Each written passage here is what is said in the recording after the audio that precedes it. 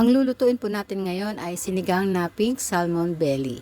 Ngayon lang yata ako magluluto ng sinigang na kompleto ang sangkap. May okra at saka gabi. Kasi ayaw ng asawa ko niya maglalagay ng ganyan sa sinigang. So dahil wala pa siya, lalagyan ko.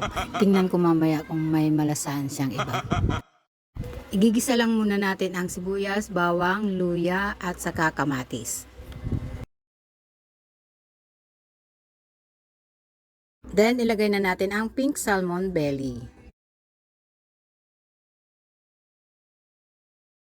Tapos lagyan na natin ng tubig, yung tama lang, huwag masyadong marami para mas masarap ang ating sinigang. Lagyan na rin natin ng paminta at saka takpan. Yan, kapag kumulo na, ilagay na natin ang gabi kasi matagal-tagal bago maluto ang gabi. Unahin natin yan. Hindi ko na inubos yung gabi kasi baka makalata si pare ko, ilago tayo dyan. Isabay na rin natin ilagay ang radish o labanos. Siyempre maglagay na tayo ng pang-asim.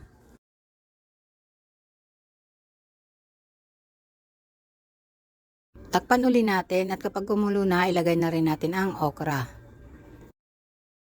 At ang pinakahuli natin ilalagay na gulay ay ang talbos ng kamote. Gustong gusto kasi ito ng anak ko sa sinigang, ang talbos ng kamote. Basta sa sinigang hindi mawawala ang siling green. Lalagay din tayo niyan.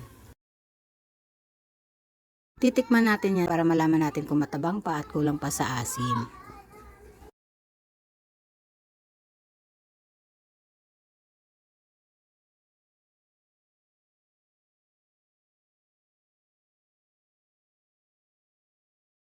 So ayan, luto na ang ating sinigang na pink salmon belly. Siyempre, natikman niya ni pare ko, di nga niya nahalata na may nilagay akong gabi at okra. Sarap na sarap pa nga siya eh. Sana wag mo tong panoorin, pre. Peace!